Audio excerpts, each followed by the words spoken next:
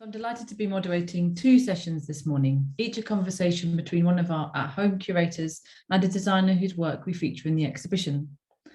First of all, we'll have a conversation between Jana Scholze and Rhianne Mckink of Studio Mckink & Bay, who I'll introduce shortly. And secondly, a conversation between Penny Sparke and Anab Jain of Superflux. Each conversation will last half an hour, and then it will be followed by a shared panel discussion between both the curators and the two designers. So please hold your questions for this shared discussion and don't forget to pose any questions in the Q&A.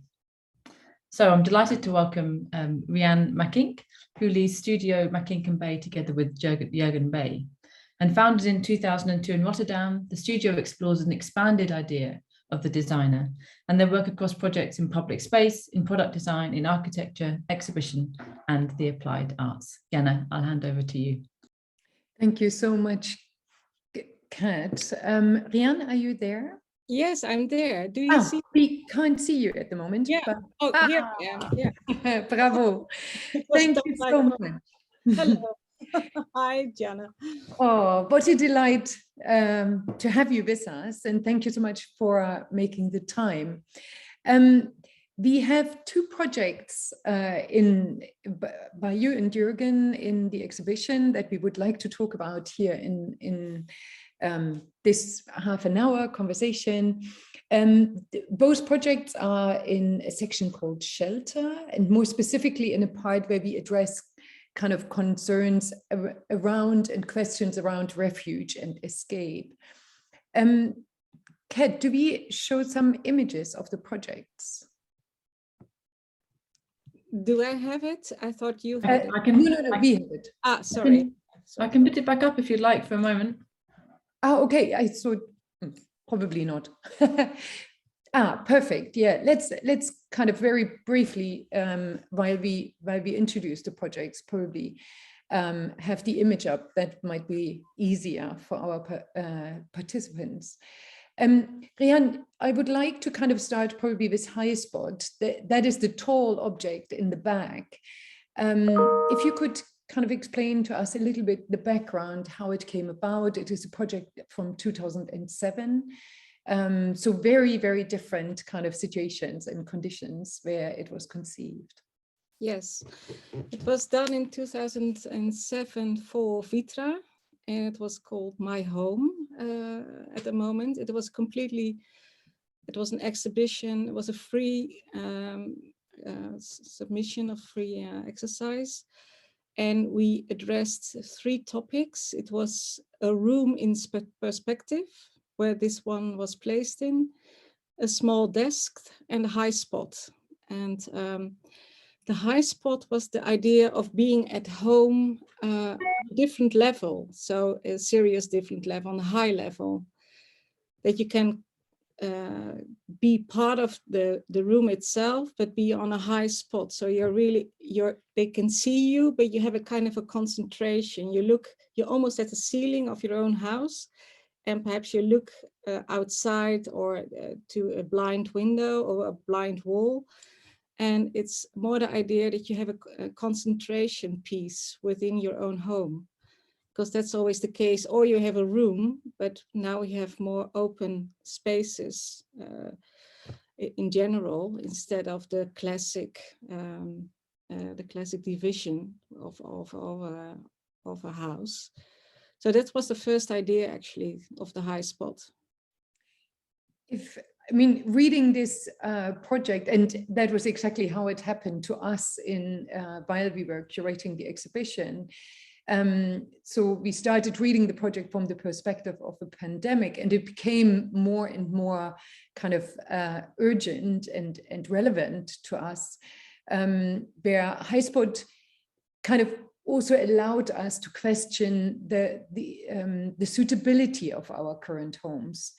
It was, as we all know, a time where we were looking for these alternative spaces, unused spaces in the home, and sometimes it was under the ceiling or under the staircase, where we could hide, where we could find some privacy, where we could kind of find just this alternative space or extra space that was needed. And I was wondering, especially you as an architect, Rhianne, what do you think? Do we need these alternative spaces today more than ever? And how could we make our homes suitable again? Is it that we kind of put additions in the home, or does the home need a very, very radical rethink, rechange, reimagination? It needs a radical change, actually, because we're still living in the modernism, actually, in time of modernism, where it's already 100 years ago when it became more in a general public sphere of course, Corbusier and all the modernists before the Second World War.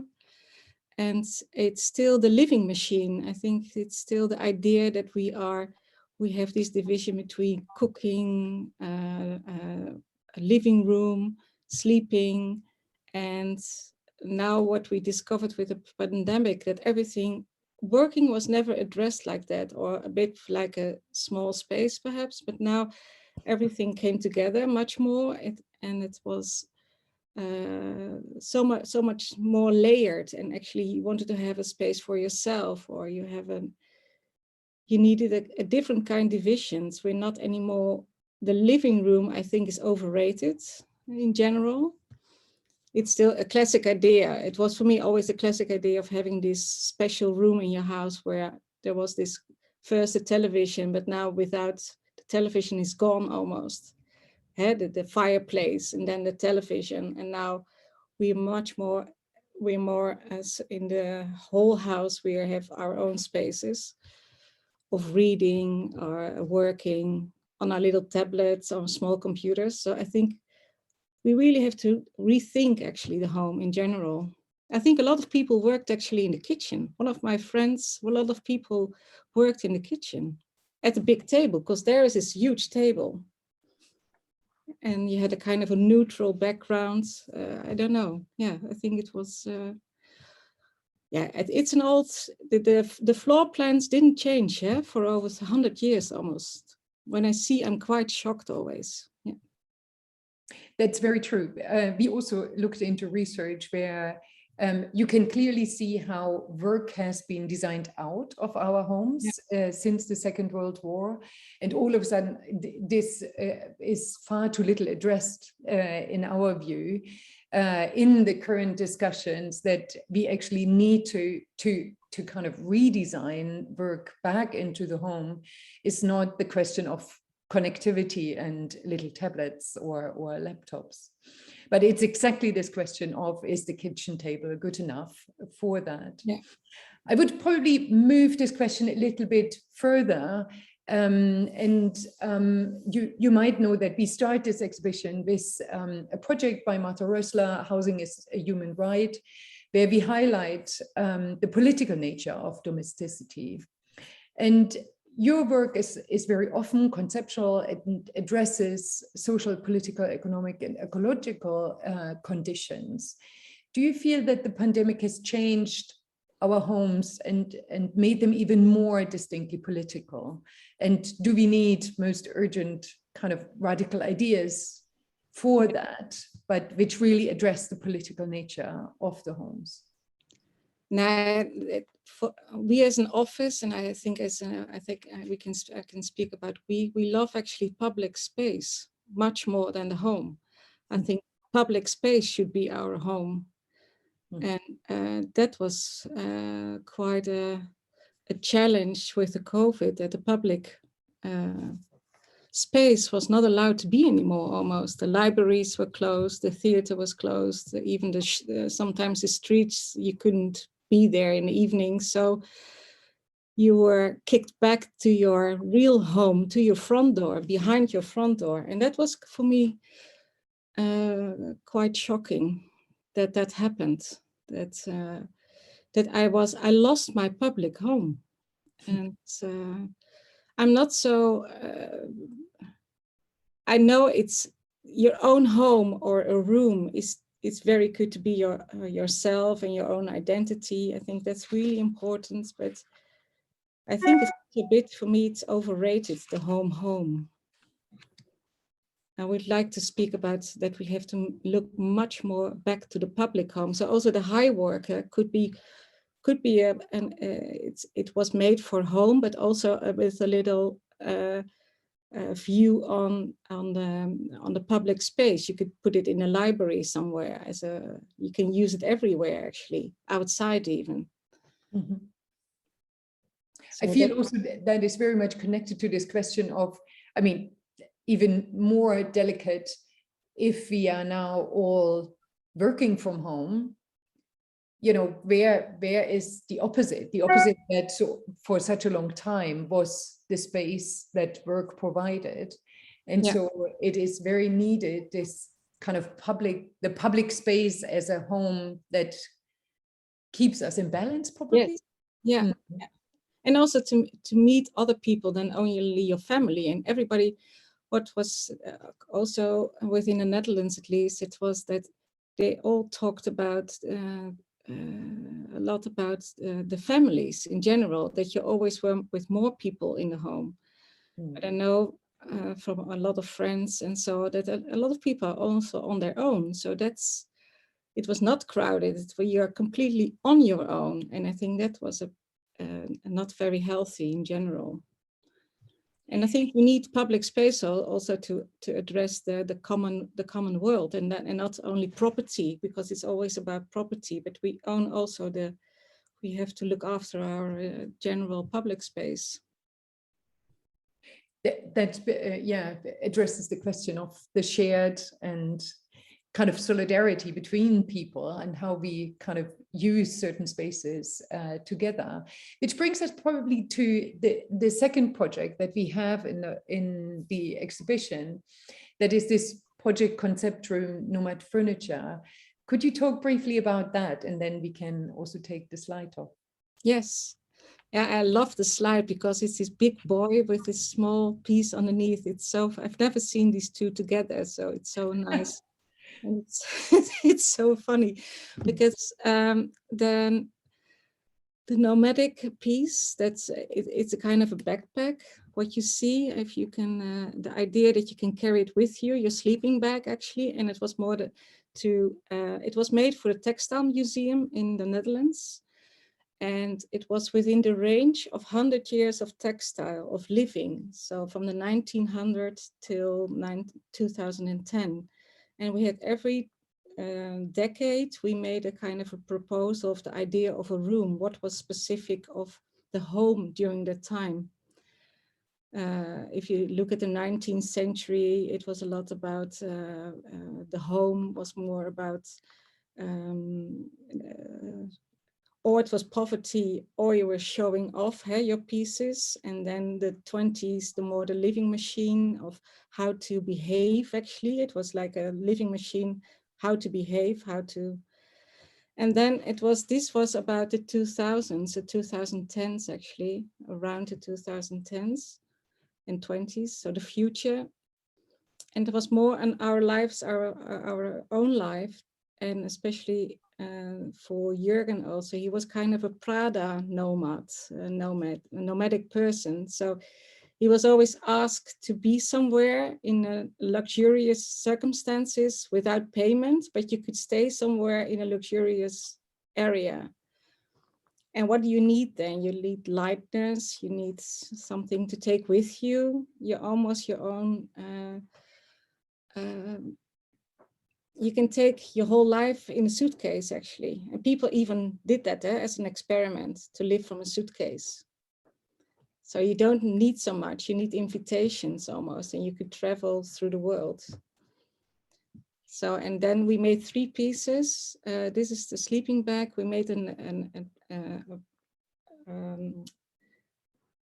how do you say, a point of view, like a window almost. Everything was from fabric, because we were working with the Textile Museum, and all the fabrics were made from through fabrics from animals. So this was made out of wool, and we made one out of silk, because we wanted not to have any plastics. And I think if we would start it now, because this is already 12 years old, we would do differently. We would be more bio-based materials, perhaps still wool, but perhaps less silk or something. So you see already in time that it is going to change. One question that because we use this project also in the exhibition in two ways, that we address this question of nomadism and how we want to escape, at the same time also want to live everywhere, and this notion that has, as you say, really become quite particular and urgent since the 2000s, that we are the global nomads. And then this was radically stopped by the pandemic. Yeah. And what I really liked was that kind of globalism had increased the mobility, but all of a sudden this was kind of came to a halt. Your project kind of does not only provide kind of a physical space or comfort, but also you talk about this as a mental rooms, yes. If I remember correctly. How do you feel, how important is this provision of not merely a physical space, but also a space where we feel at home, which is such a particular question? Mm-hmm. Mm-hmm. No, it has to do a lot with escaping reality, almost, that you're in your own head. That's the most beautiful thing, of course, you can be in your own head, and nobody can enter it till now. We never know what's going to bring for the future, because that's our most private space we have. And it's also escaping reality, especially when we couldn't travel anymore the last 2 years. I also discovered my home and being almost my own nomad in my own home. I made my own different kind of spaces in my home. I made a classic tent, even with a blanket. I was feeling, I want to travel again in my own space. So that was something new. That was the positive thing about it, that you discovered also you make your own world, of course, always. Mm-hmm. Yeah. And I mean, what struck me, especially you as an architect, that you didn't think with nomad furniture, you focused on the small scale, on furniture, rather than the architecture of a minimum dwelling, which is has a long tradition. Yeah, because I wanted to take that. I think it's time. It's also it's that you can take it, because we were talking about of Prada nomad, but if you think about now how many, it's also a little bit political. I'm thinking a lot about if I have to, if I would be a refugee myself, how would it, because this looks luxury, it's from luxury, but what can you take? What would you take with you, almost? Mm-hmm. And then you be the big nomad, because now I think we have a record at the moment that 100 million people are on the run, actually, and are not anymore where they come from at the moment. So, and I'm always thinking, what will you take? And I always, I'm taking a blanket. I would take a blanket. I would roll it up, and because that's my comfort and feeling home. Mm-hmm. It's a basic thing, and it's my basic element, actually. I would never take a suitcase because it's not so handy. That's a backpack, is something what you can carry almost on your own body. The body is what you have. So that's the nomad, and it's not about the architecture, because architecture is very fluid and not so. It's getting less for me, also as an architect, less important. And the thing is that it's so stuck in the past. I don't see any future. I don't see that I think, wow, it's still about luxury. It's not about freedom anymore. And that was a nice thing about nomadism. It's about a little bit longing for this idea of being everywhere and settle. You can settle on positive everywhere, and also sharing, that you can be having places. That's what before the COVID was happening, we could give lectures everywhere. I could come to Saint-Etienne and give a lecture, and I would suddenly be part of this culture. And yeah, it was wonderful. That's what I'm missing. This is also interesting, talking, but I would love to come to Saint-Etienne to learn it more and see the exhibition. Also to be together. And be together, yeah. In a very different way. Very true. Yeah. Very true. Probably, Kat, we can, leave the slide for the last 10 minutes. I would like to probably ask one question about how has, for you, kind of the pandemic, you answered it in parts, but how has the pandemic really changed this idea of nomadism? Because in some respects, what we have seen is that people are settling far more. They are starting to kind of think, or have moved out of cities because they felt that it is so important how we live, where we live, that they want to have the comfort, nature around themselves. Yeah. And it seems in some respects that COVID has kind of stopped this idea of nomadism. You just said, of course, how much we long to come together again and be together and have these kind of discussions together. So how much do you think nomadism is probably a concept of the past, or is it something that we really need to cherish and keep? And in this respect, also the project is a really great reminder for us to see the positives in a nomadic lifestyle in parts. I think it's it can be two ways. It's for me, nomadism is still very important. That I feel at home. I can feel at home everywhere. Right? That's why I need my blankets. I feel at home everywhere, and that's, I think it's still valid. And also we have to, on the other hand, we have to be prepared to be a nomad, perhaps all of us, because there will be a lot of changes going on. And also more that you can share different spaces more or less, because now it's so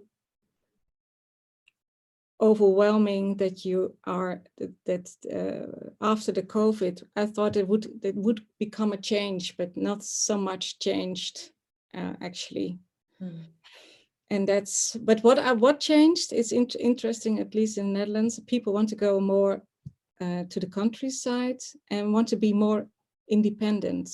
There is much more.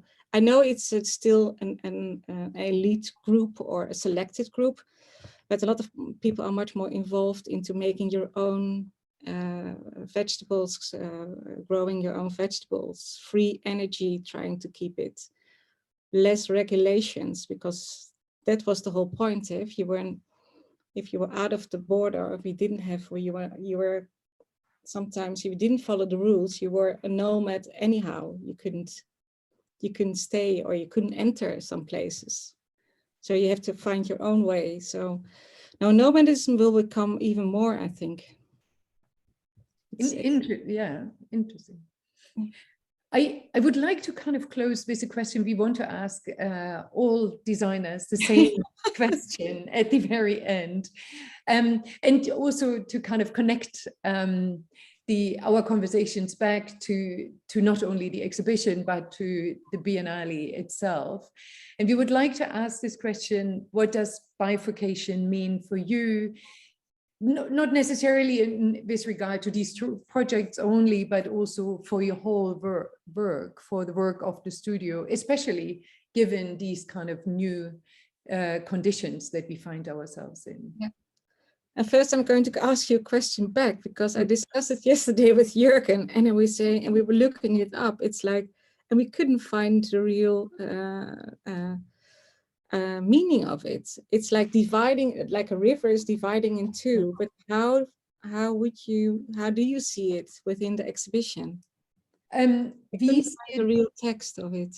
Yeah. Yes, it was also for me really interesting to hear more from my English colleagues that bifurcation is actually a word that we rarely use here in our daily language. So we see it very much kind of as kind of testing out these alternatives, these kind of small roads that probably before we wouldn't have necessarily considered, and trying, kind of taking a detour sometimes or what might seem a detour to arrive at a different point.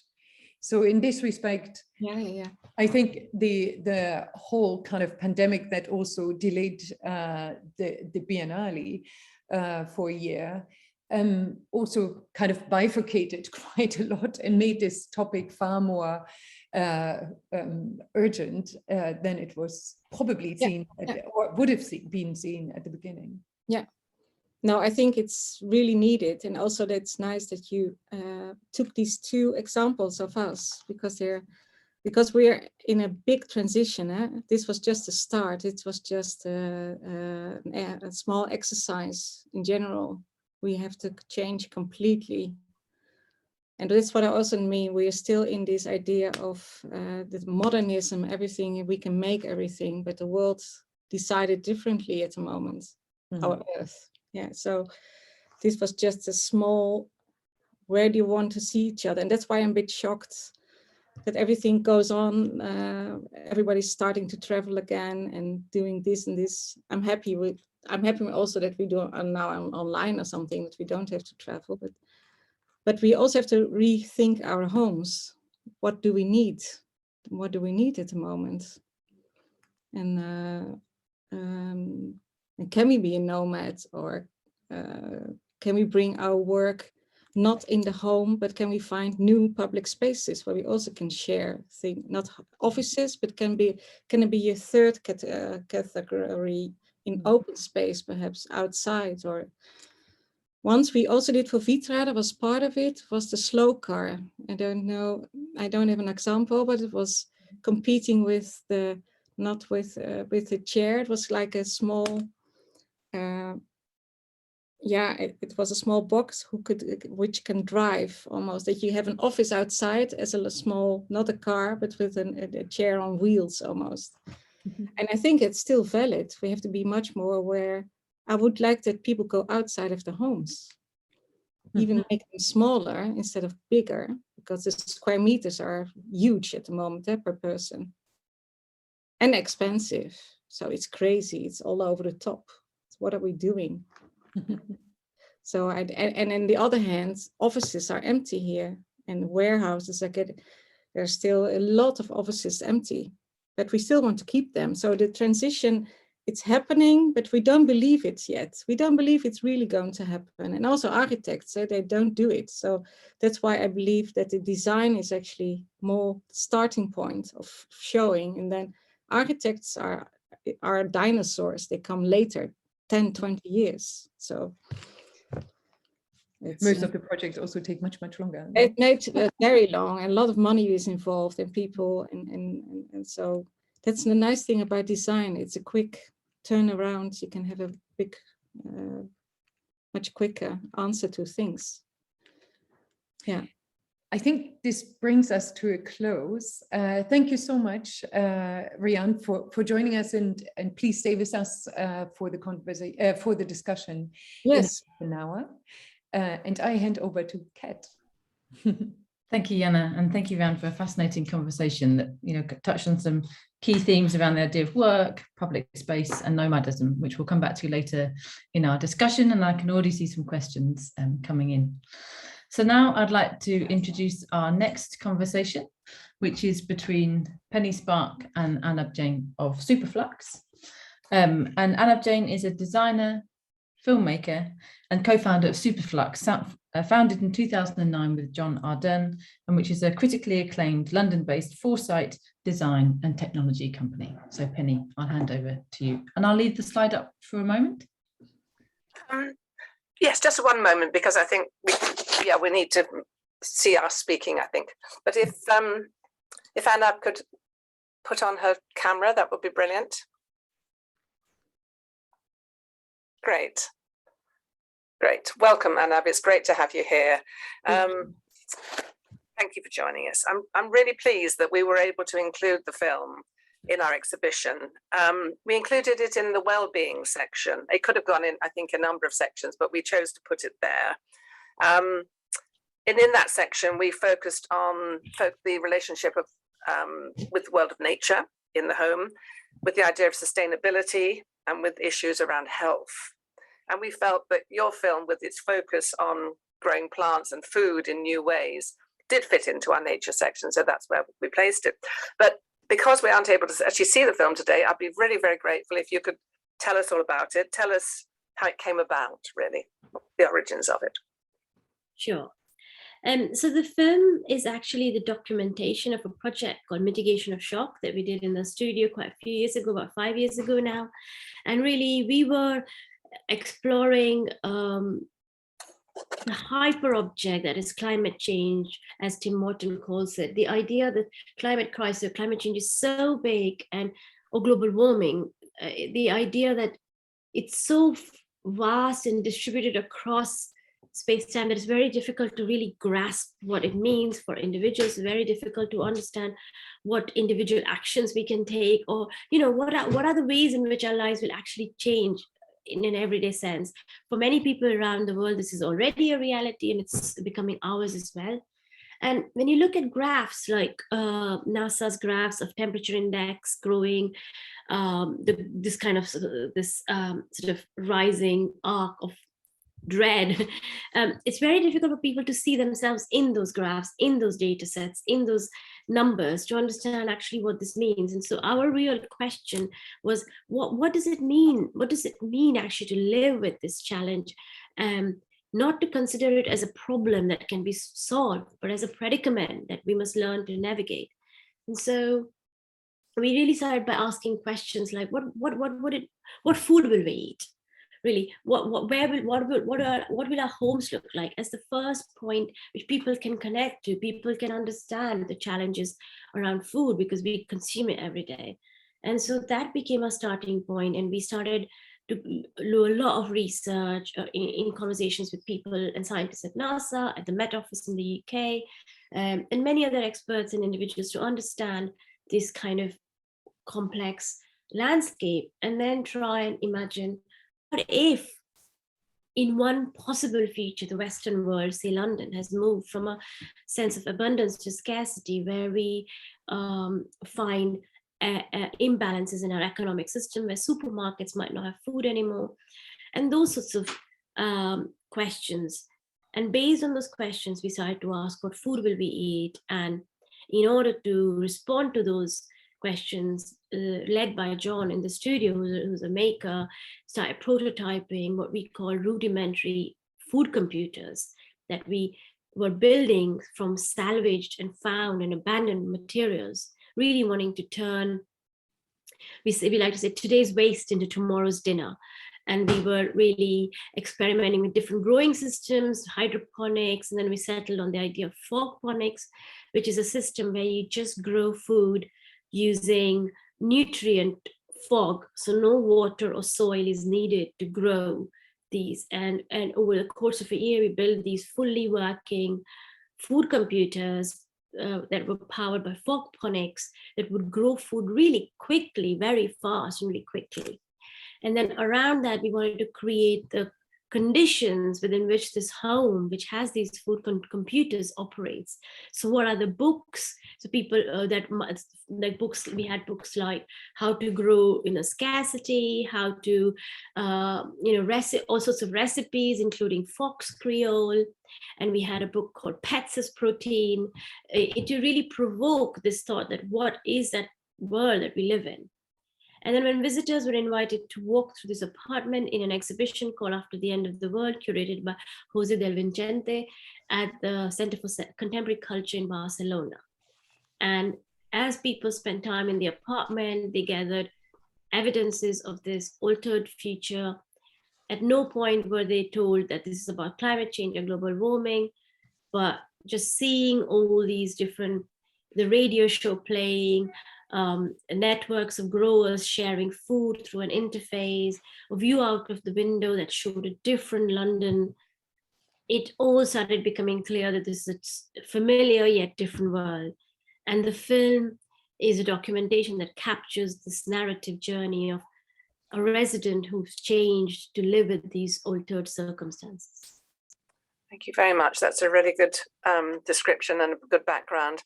And I know you did a huge amount of research for this film. It's for the installation and for the film.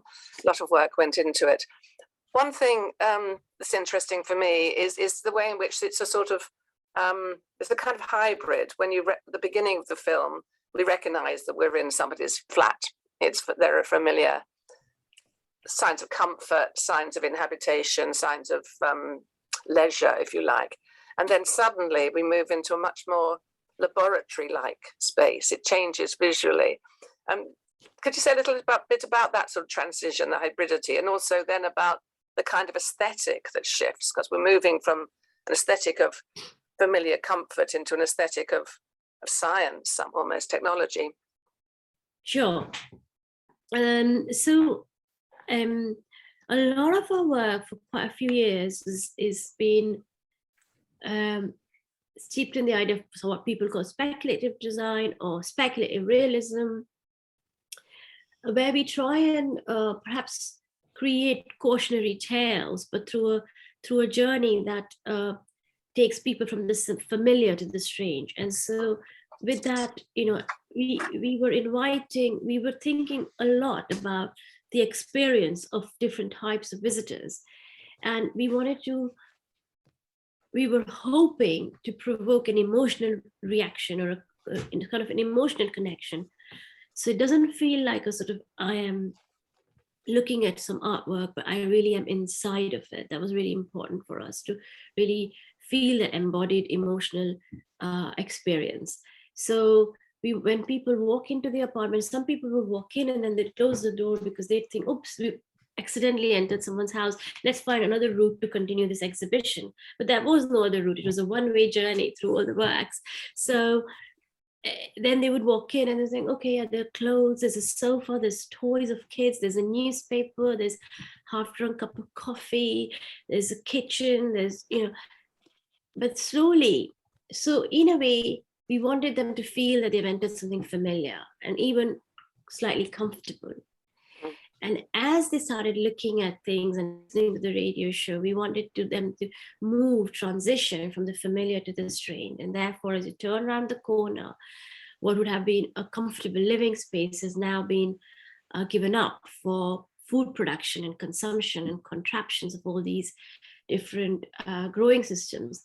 But within that sort of space, you see happy drawings of a child, and you hear sounds of children who might be running up and down the stairs of the apartment above the flat. And so you get a sense that although this familiar home is now radically different, people still seem to be not surviving, but thriving and even flourishing in this.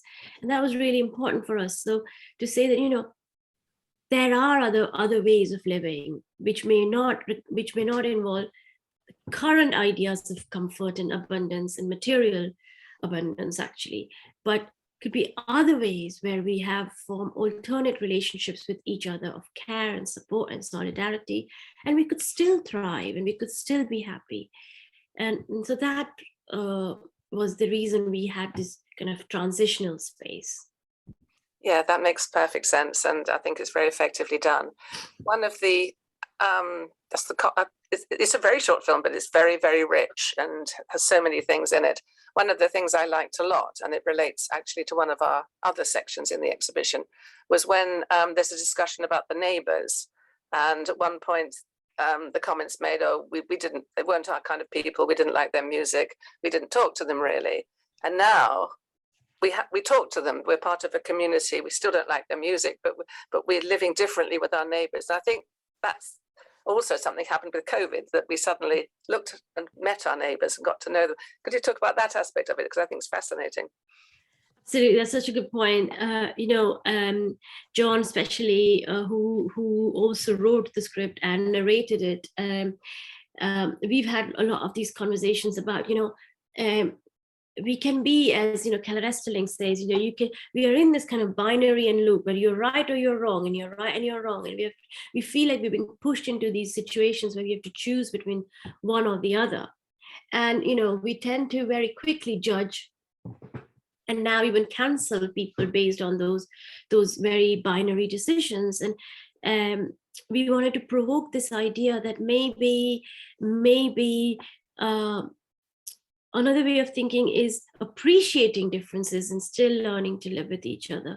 And it is through the appreciation of the differences that we will actually be able to survive what is likely to be a series of quite turbulent crises that are coming our way. So that underlying message of is it possible to find common ground despite or because of our differences, to acknowledge pluralism, because without interdependence, we are unlikely to navigate what we call this predicament, really. Yes, I think that's absolutely key, that we have to rethink that idea that we just stick around people who are the same as us. And yeah, it's essential. Thank you for that. Wanted to broaden the discussion out a little bit now, still around the film, but broaden it to some of the themes of the exhibition, which I know you haven't had a chance to see yet, but hopefully you will. Domesticity, obviously, is something we focus on in the exhibition. It's obviously key to you as well, because you're making a film in a flat, but also I was thinking about your Refuge for Resurgence project as well of 2020, created for the Venice Biennale, which has a dining table with people sitting around it, and everybody's nature and people sitting around it dining. Could you, and a couple of terms you used, I noticed in your talks and writings, you talk about a deconstructed home, and you talk about a sense of care. And I'm just very interested to think about is the word domesticity important to you? And if so, what does it mean for you? Yeah, I suppose we are interested in the idea of the immediate and the individual and the collective in the space that we spend a lot of time in. So in a sense, a home as whatever that home or the idea of a space to inhabit or co-inhabit or dwell means, as a starting point to consider these big kind of complex challenges that we are facing, that, they seem so vast and so kind of, there is a powerful sense of powerlessness that you feel like have no agency really. But by bringing that conversation in the place that we spend a lot of time in, or we're intimately connected to, we want to try and bring those challenges into that space, and to say that there are ways, by navigating those challenges within our homes or within the spaces we dwell and inhabit, could be a way for us to better understand the complexity of the problems. So in that sense, the home or the idea of an intimate dwelling space is important. And then the same thing with Refuge for Resurgence, that, food, again, we bring back the idea of food, because we really think that that's one thing that connects cultures, that one thing that connects people. We gather around food. We've always gathered around food. So why not we gather around food with more than just humans? What if we invite the other species to the table, to give them a seat at the table where we share our food? And that, in a way, is something people connect to, people understand. And we want to use that point of understanding to talk about some of these bigger questions. So therefore, again, home and food and things we care about matter. Yes, I think that's very interesting, because there is a sort of sense there's a divide between the big issues out there and then our cozy comfort at home, and the two don't touch. But in fact, you're saying they do touch, and they need to touch, and perhaps that's where they're better understood in that context, because that's where, as you say, we spend a lot of time there together, and the intimacy of the dwelling space is very important in that respect. So I think that's very, very interesting. I wondered if you could speculate a little about what you think the future of home might be, whether it's still inside our houses or whether it's outside, as we were just talking in the last discussion, or what? Just some broad thoughts about home would be great. That's something we're really about to start thinking about, actually, because I think it's both. I think it's inside out and outside in, really. It is about, I think I am, especially with COVID, and actually when the pandemic first started, the first lockdown, and all the kind of unable to get any food delivery spots and unable to, like, people fighting over toilet roll and stuff like that. I was getting emails from some people who had been to mitigation of shock installations in London and Singapore, Barcelona and Singapore, and they were like, you know what, I was immediately remembering this, and we can still do this, and I'm going to grow my own food, and I'm going to, and I think that is coming back to the idea that at the end of the day, the way to it's in the collective, and it's in the interdependence, and it's in the care for one another that we are likely to be able to get through this situation that we are in. So the home is an invitation to everybody else, but it's a space of safety and comfort, but it's a space of acknowledging all kinds of relationships and kinships. So in a sense, invoking Donna Haraway, that make kin not babies, is to suggest that, bring everybody in, and don't try and be defined. Don't put up dams, don't block the rivers, don't cut down forests. In a way, acknowledge the interdependence. This is our home. The planet is our home. These spaces are our homes. We are all inside of it. Yes, that's a very nice way of thinking about home, because there is a sense in which we can think public-private and never the twain shall meet, and that in our homes, the negative is there's a kind of isolation, that we're either just with ourselves or with a very small group of people, and that we're not engaging with society. But you're saying really that the home can be open. Yeah. Or should be open, and I think it's a very ephemeral boundary. In India, I grew up with threshold spaces, very, very important, very hot climate.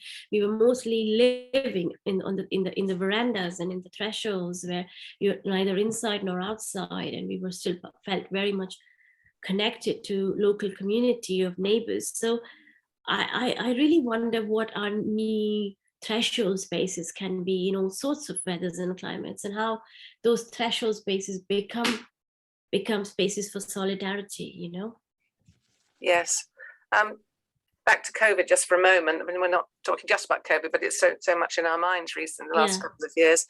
Do you think it changed some things for the good and some for the bad in this kind of discussion that we're having around thresholds and neighbours, and the sense of whether we're inside, outside? Yeah, I think so. I hope so. I think, it has been it's been an incredibly difficult time for so many people, very, very tragic for many people. So fully acknowledging the loss that people have experienced, I think in many people, without a doubt, this newfound love for quote unquote nature or the outside space, or going away and spending a lot more time and observing those that we've pushed away, I've definitely seen that. And the other thing is, mutual aid became the Peter Kropotkin's original idea of reciprocity and mutual aid are now really part of public discourse, and very, very important to huge amounts of people. So I think, yes, I think some things have changed. I'm slightly concerned that we are quite quickly sliding back into our old ways. Yeah, that's interesting. The last speaker said the same thing, that if there were some gains, they seem to be we're not holding on to them as well as we might. Just wanted to ask you something slightly different. In your work generally, it's, as you said, it's speculative, it's looking to the future very often, trying to think how you can communicate what that future might mean to a general public, really. But I also sense that you have an interest in the past as well, particularly colonial history. I wondered how you sort of balance that interest in the past with that more future-looking approach. Yeah, I mean, it's so there are no futures without a past, isn't it? Like John likes to say that the future is old, in a way that it's we're not going to, much as tech companies especially like to sell us this clean white slate of a seductive gadgety future, or that we're spending all our time in the metaverse. The reality is that we are living in a world of atoms, and the future will be built on the bones of what we are doing today and have done in the past. And I think there's a filmmaker, Ashish Vidyali, who really articulates this idea that it's a climate crisis is a result of a 500-year-old history of colonialism and extraction and racism and social injustice. And we cannot convince ourselves that we can find solutions to our future unless we acknowledge what has happened and find a way to reciprocate, do the required reparations in order to move forward. So I think I am very, very interested in our past, in alternate histories, in untold histories, in the ideas in which histories have not been spoken about in the way they should have. Yeah, all those things are really important. Yeah, so it's a balance, or it's a continuity, I suppose, one that interdependent. Thank you. Yeah. Obviously, you operate in the world of design, but you define it quite broadly. I'm just very interested in how you see the role of design in the context of these large crises moving forwards. Is design going to be important, and how are we going to have to expand it as a concept? Yeah, I mean, I lead a program called Design Investigations at the University of Applied Arts in Vienna, and that's pretty much the question we ask, ourselves, and we're trying to nurture students to be responsive to these questions about the changing role of design and designers. I think the 20th century created a role for a kind of designer who became part of the problem, really. So we are part of the problem. I think architects are part of the problem, as Lebbeus Woods would say. So I think at the same time, I think we have really good skills and attitudes and approaches that we could really use to define these changing roles, to contribute and play our part responsibly in this changing landscape. And it may not be a consumer product, it could be, but it doesn't have to be. It could be other things. And I think a lot of people around the world are aware of this and are working towards it. So I think there's a growing momentum to reimagine the role of the designer. That's very interesting. You say you discussed that with your students in Vienna, that I think it's very widely discussed in the role of education, design education more broadly. Yeah. And then I'm going to end with the question that we're asking everybody today. The theme of the biennial is bifurcations, which is a slightly strange word. I think you can interpret it in a number of different ways. So it's open for interpretation. But do you feel that your work bifurcates? Is that something that you could make sense of?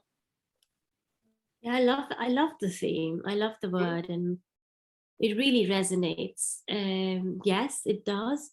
And it's constantly bifurcating, and when we are able to loosen up and not say so territorial, and not remain like very attached to strict definitions and ideologies, once we let go of those rights and wrongs and learn to live with doubt, then we'll find ourselves bifurcating all the time. And that's okay. Of course, some decisions need to be made. Of course, we need to act fast, but we don't have to kind of just be stuck in those positions. I would think of it as holding multiple views in your mind and being able to see the connections between those bifurcations. And it can lead to a bit of ache, and but it's worth it, I think. Yes. Well, thank you very much indeed. That was fascinating to talk through with all those themes. It's wonderful. So I shall go back to Kat, and then we'll have it open up for a general discussion. Thank you. Thanks. Thank you very much. Thank you. Thank you, Penny, and thank you, Anna. One of the pitfalls of an online webinar is that we can't all be here applauding all the conversations and all the talks, but yeah, we are doing that in spirit. That's fascinating, very eloquent, and also very, very much giving that sense of the urgency of the kind of situation we're in. And I think in particular really showing how the home is this kind of crucible where, in a way, whether we like it or not, you know, all these environmental, political, social challenges and changes are happening. And so I guess that, you know, the question is kind of you know, how we confront those, or how we head those off in, you know, in kind of different ways, you know, through your work. And just to start bringing Rhianne and Jana back into the conversation as we kind of look ahead to our next section, which is a panel discussion between the four of us, or five of us rather. And we've had some questions already, but we also have some time for more questions, which will go up to, we've got up to half an hour, so we can take as long as we need.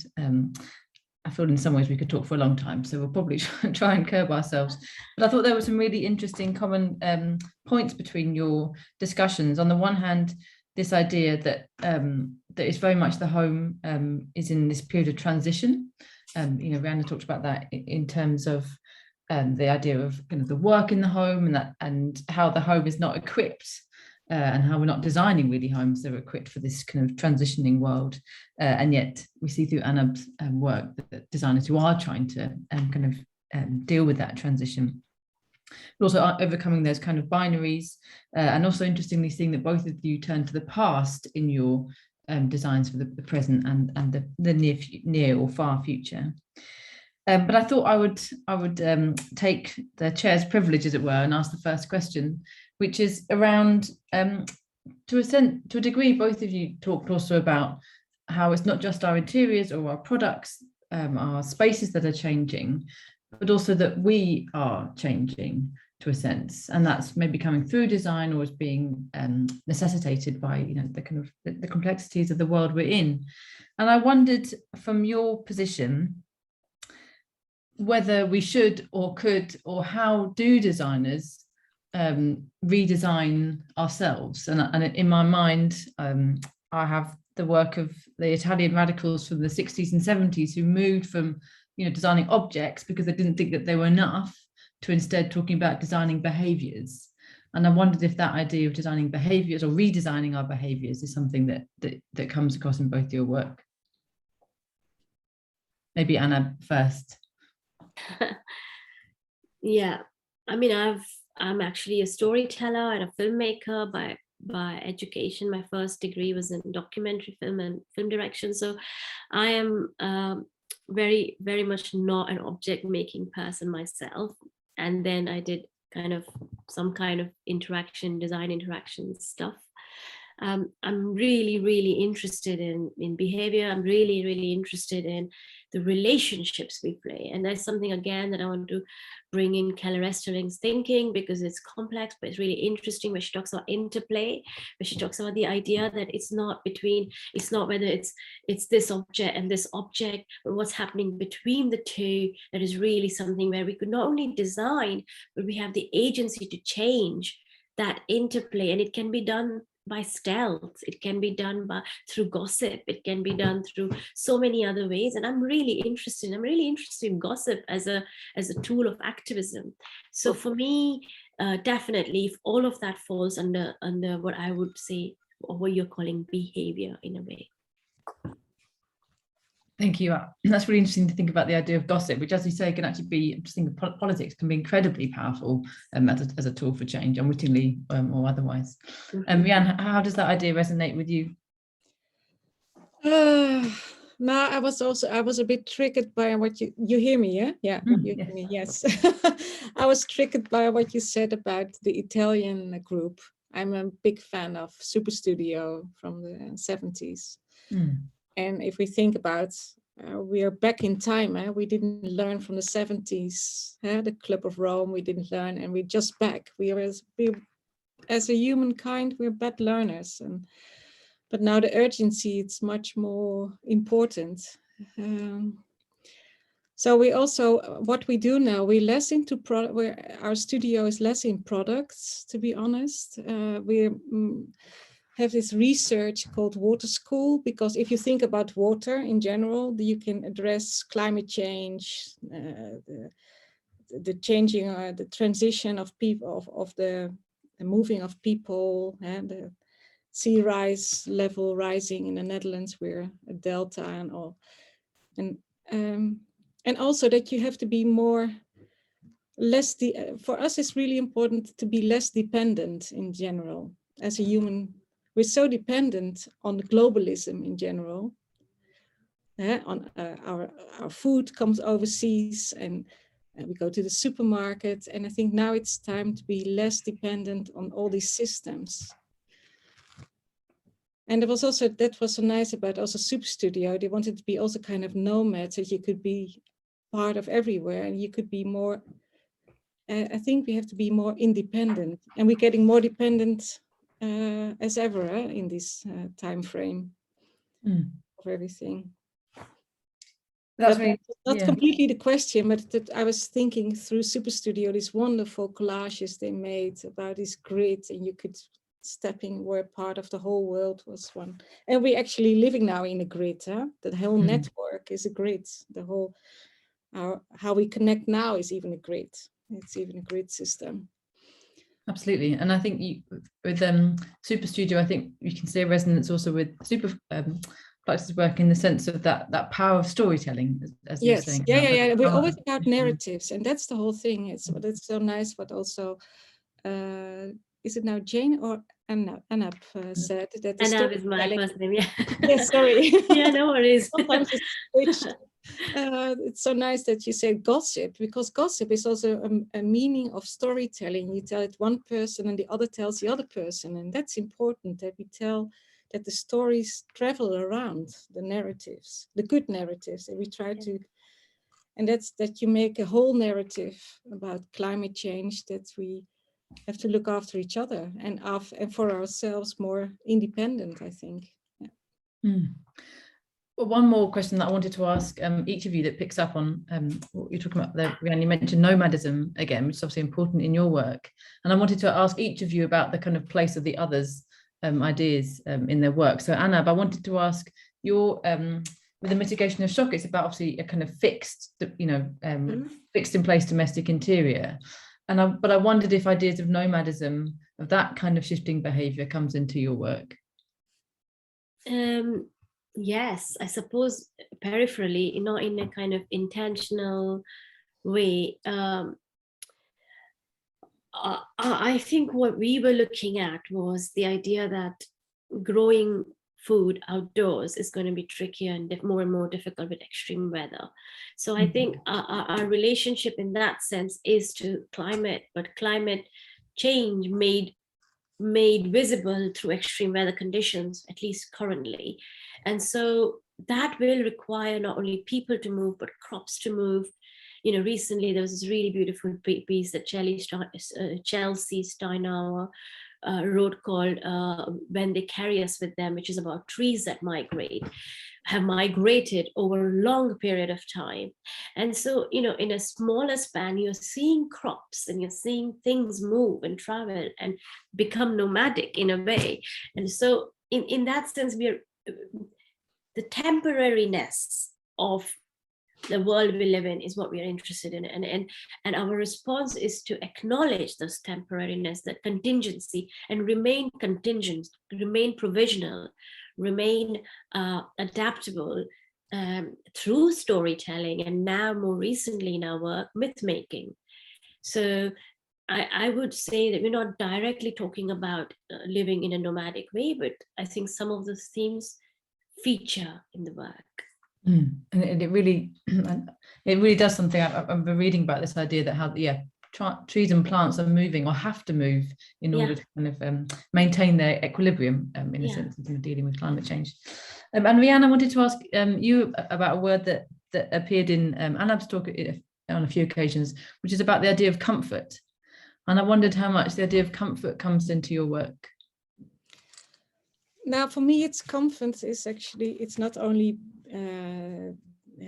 as a nice idea of a chair or something that you feel comfortable, but feeling comfort is feeling comfortable, and it's feeling at home in general. But also, I was thinking, okay, comfort is also that you're always. Because we're getting more stuck at the moment. The thing about nomadism is also that we have the idea that it's traveling, but what COVID learned is that we're stuck almost more on a space itself. And the nomadism can also be that you're migrating in your own building, because we're still living in modernism, everything next to each other, working, recreational, living.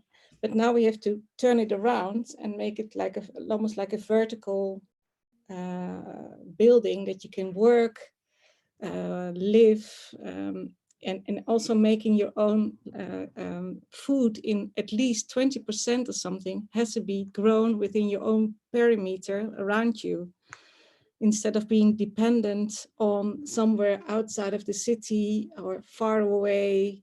All this food is coming from far away, that you at least, and also clean water has to be in your own building, that we harvest also water because of perhaps of floods, or that something's happening with the whole energy thing. That it's not a disaster scenario, but it's more about the comfort of being independent. That's quite important. That's my comfort zone, actually, being more and more independent with the community. It's not about individualism, but with a kind of a community you're living with, working with. So that's more my comfort zone. Interesting, thank you. I should move on to a couple of questions that we've had from the audience, and then obviously Penny and Jana, questions from you. So in a way, we've answered some of this question to a degree, but there's something interesting, I think, in it, which is, and this is for both of you, which is the changing idea of the home, particularly in relation to the experience of COVID and the lockdowns. So can we still call our house or our flat or wherever we live, or our dwelling, is it still really a home? And maybe this is particularly for Anab, because we've heard Rhianne talk about this. Well, how can public space be our home? So a couple of questions there.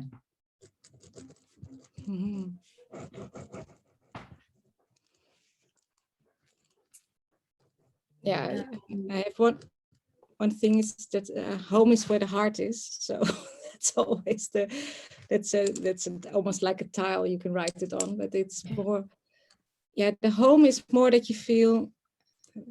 I think you can be. Of course, you have to need of shelter. The home and shelter, it's both related, and. But the home is still feasible, of course. You want to have a kind of that you feel with a family, if you can build your own identity. I think it's still needed. It's still needed, but we don't know how it would look like. I think we have to rethink how it can look like, instead of that it's boxed within the kitchen, the workspace of the kitchen, living room, and the sleeping space, and a bathroom. What is that? We have to rethink that whole floor plan, and if we can do it, I think we have to rethink the whole we need it, but we have to rethink it. Thank you. Anab. I don't know, someone once, because I need to learn German because I teach in Vienna, but someone told me about the idea of the Heimat, the German word, and difficult to translate in English, but apparently it's the sense of home, but also community. It's supposed to be idyllic and where you feel safe, but it's an extension to include the community, and it's also the country or your state of where you live. And I kind of really like that word because I feel very torn about my own personal home. My family, and I'm born and brought up in India, and they're still living in India. And every time I visit, I feel closer and yet more distant. So it's really, I'm really struggling to articulate that feeling of what is home in that sense, and what does home mean for me, or there are many homes. And so now I think it's the embracing is what I'm calling as the idea of home, is where you embrace whatever you are able to partake in, and that becomes, so you have an extension of the home to embrace the communities or the spaces or the people that you start getting closer and feeling part of. Because again, I feel, in practical terms, more and more people growing older and older, and the sense of home, if you're going to be alone, you're going to be either in an old age home, or you're going to be living alone and you have no one to look after you. Why do we find ourselves in this situation? Why could we not imagine a more kinship-based idea of home, where we live in more communal ways? So I'm hoping we can move towards those places where I would love to grow old with my friends, and around me, like just as an idea. So even practically, I think we have to dispel of this very territorial ownership-based idea of a physical space. Absolutely. I mean, just thinking about, well, certainly in the UK, the disgraceful way in which we provide so-called homes or housing for kind of vulnerable members of the community means we really, do need to rethink that. Yeah. Thank you. And then one more question from the audience, and then I'll pass over to Penny and Jana, or of course Anab or Rhianne if you have questions. So, and this is again about public space. So and there's a couple of questions in here. What do we think is needed to change our attitude to public space and value it as our public home? So what do you think is needed to change our attitude to public space? How can it be changed? And also crucially, who should do it? Should it be government, designers, or people themselves taking possession of public space? So who's authoring this change? Anab, I don't know if you want to kick us off. Yeah, I can go. I think a lot of, I was doing some research last year that, what is it? How much of London is actually privately owned when actually we get a sense that it's public, but it's not public actually. None of it is public. And I think that this is the government's responsibility. There is you cannot, you can have this idea of big society and all that bullshit, but frankly, not to spare, but really we need public spaces that are cooperatively owned by local communities and belong cooperatively to local government, local communities.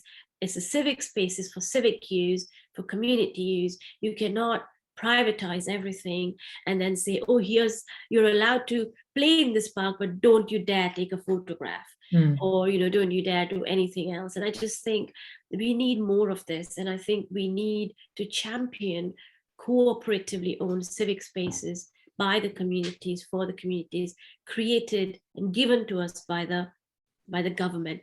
Either, Who Owns England is a great book. I highly recommend it. And, it's like, how many people, like law of England is basically owned by very few people. And whatever is unregistered land is owned by the Church of England. So like, where do you end up with this kind of real kind of feudal system that we still live in? It's appalling. Thank you. Yeah, I also agree with it. And it's also happening in the Netherlands, because we are now 20 years in a neoliberal world, and it's getting less and less. And there's I think, and the government and the people themselves also has to look after it. But there has been much more money in it in general, because it's still taking away so much. The libraries are closing here. The public pools are also closed because of. And I think we don't have a social space anymore. Everything is market driven. So it's the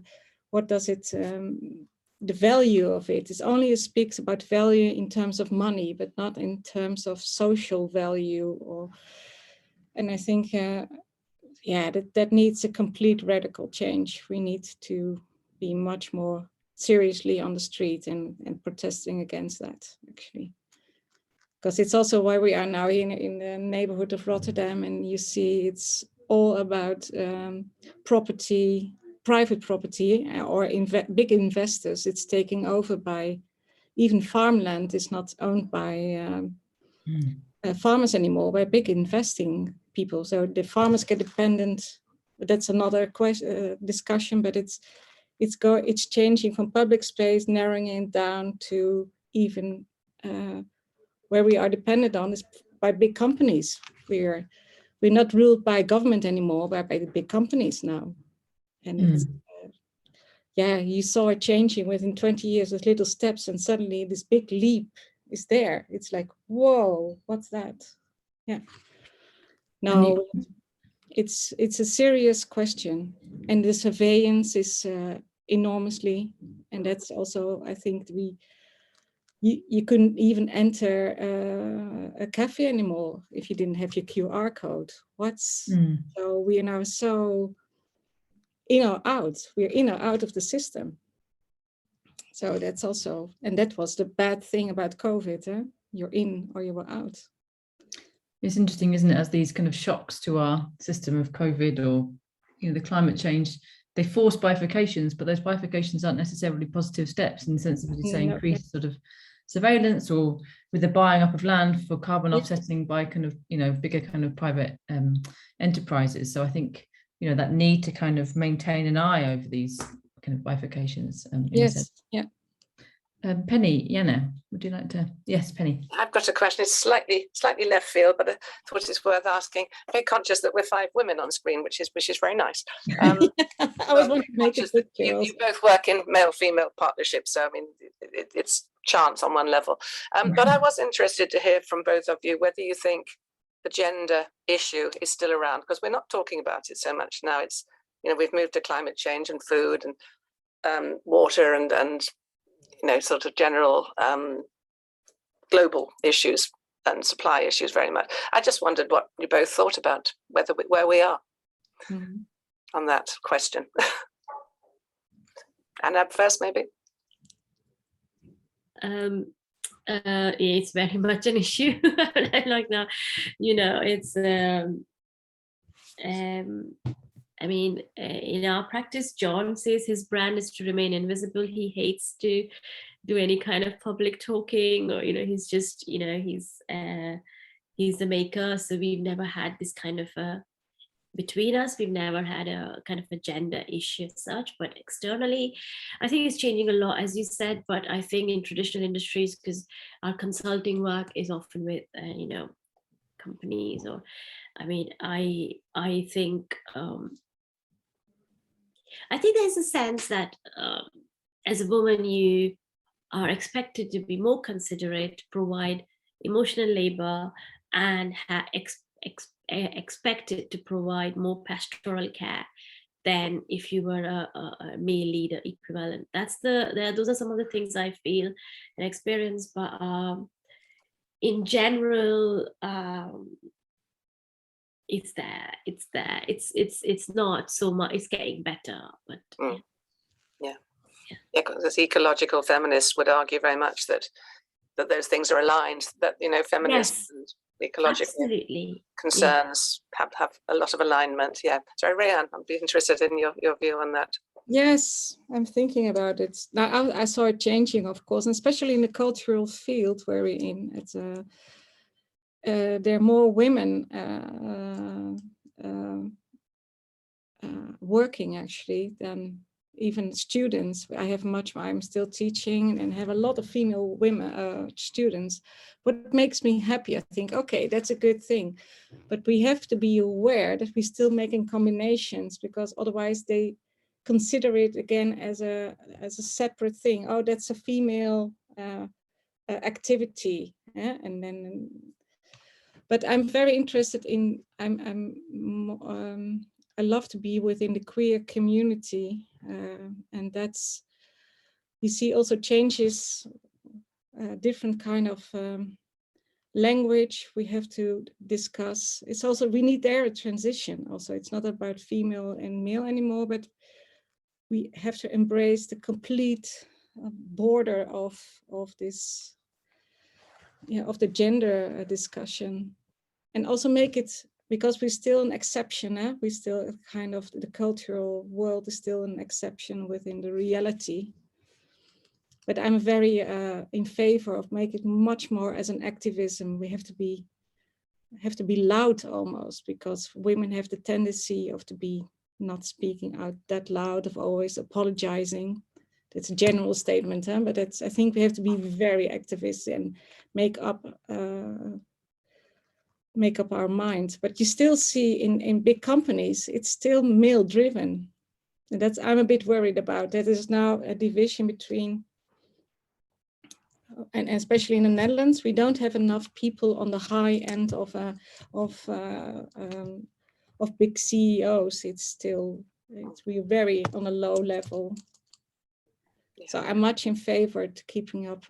We have to be much louder as female, as queers, and be outspoken much more. Very much. Thank you for that. Thanks, Penny. Jana?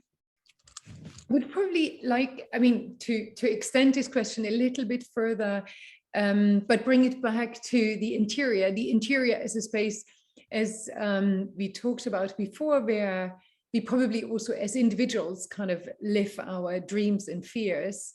And I very much like that both of you had this notion of, we really need to kind of understand the public space as our homes and extend the idea of the home beyond the kind of brick and mortar of the interior, and take this into consideration, because I think these questions of inclusiveness really need the questions of plurality. And if we want to acknowledge pluralism, then we can't kind of keep or hold on to this idea of me and the individual, and I close my door and that is just my space, because my space is always, as we have learned, especially in design, I feel in the last years, has consequences for others.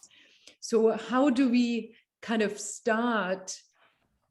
And I feel here that is probably something that we learned also with the exhibition, that we need to not necessarily immediately have solutions. It would be nice and design solutions, but I think we need to start communicating these ideas. And I feel, both of you as you both kind of emphasized, not necessarily designing these product solutions, but kind of bringing these ideas out. How do we kind of communicate? What do you think, probably in very few terms, what are these values that what is most needed in the communication of such a very different understanding of world? Big final question. Yeah, sorry. Interesting of a discussion. Oh no, yeah. If you can, I will say something, because we were both, Jürgen and I were both surprised about that the high worker is from 2007. It's already 15 years ago.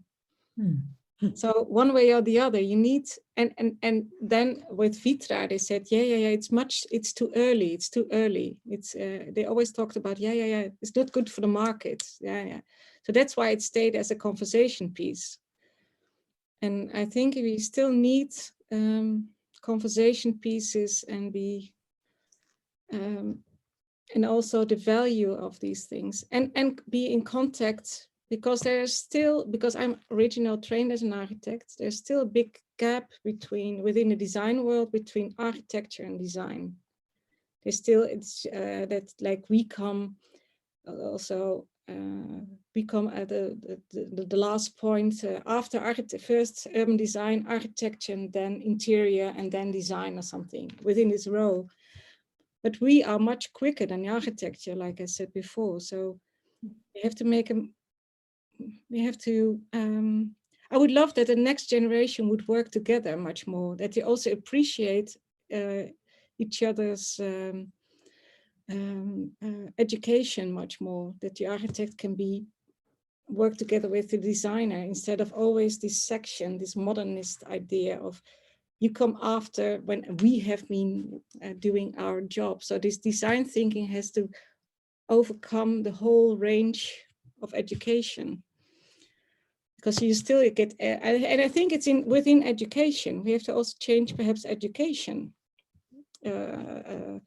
instead of having these design schools, which are architecture schools. I think we have to have a kind of an overlap or rethink also the education system as a starting point. I don't know how, but I think we need also transitions there, like 68. We're big in the loop, it's 50 years ago. So, and we didn't listen, Club of Rome, we didn't listen at 68. So I think we have to really move. So. Yeah, I couldn't agree more, actually. Recently, I've just been trying to craft what I'm calling a lexicon of critical activism, which is basically, I love my A to B list. So this is another A-B list, which is like, how do you move from what I'm calling capitalist modernity to precarious flourishing? And it's really those values, as you asked, Jana, that I was we were thinking about a lot, and what are those values? And some of those things that are currently in the list are, how do you move from the idea of, as I was saying earlier, certainty to contingency? How do you go from individualism to interdependence, from defining solutions to designing questions, from autonomy to entanglements, from dogma to guiding principles? So some of these kind of from this singular grand narratives to emerging mythologies. So many of these kind of terms that I almost feel could do with other languages, because I know that so many other languages have many very, very interesting terms that English actually doesn't have, that could be good to create this kind of a dream, hope of this vocabulary of alternative ways of considering these values or these ideas that we can hold on to. Like in Hindi or in Gujarati even, the word for future is the same as the word for the past and for the present. So already we are into the space where there's an opportunity to so that I think words matter, and I think if we use alternative words and vocabularies, they become part of the values that we start kind of navigating towards. So that's a kind of meta level work that we are doing. That's so interesting. I think particularly with in the curation of the exhibition, the three of us being British based, curators working supposedly in France, but obviously entirely online, as the whole thing was done during COVID. But the words around the meaning of the home, around the meanings of domesticity, the immediate kind of realization that they didn't translate, didn't directly translate, which really made us reflect on actually the meanings of those terms. That's like ending on language is a nice way to do so, and that sounds like a fascinating project. So I look forward to seeing that come to fruition. Well, I think at this point, it's a good moment to say thank you to all of you for some fascinating conversations and some really interesting discussion, which has really gone beyond, and expanded a lot on the kind of themes that we were talking about. So really fascinating. Thank you. Thank you. And so we're going to have a lunch break now for an hour, which will be, if you're in the UK, which means we'll come back at 1 o'clock. And if you're in Central European time, means coming back at 2 o'clock. And we have our next session, the first session of the afternoon, in which we're wonderful to include our exhibition designers, Plaid, who will talk us through the design of the exhibition. And then we have our second keynote, Anne-Marie Adams, who will be that idea of transitioning and kind of talking across different disciplines will absolutely be something that she'll be talking us into. And then after that, we'll have conversations with Stephen Burks and Liam Young. So there's much more to come. So I hope that you can join us in an hour. Thank you very much. Thank you. Bye. Bye-bye.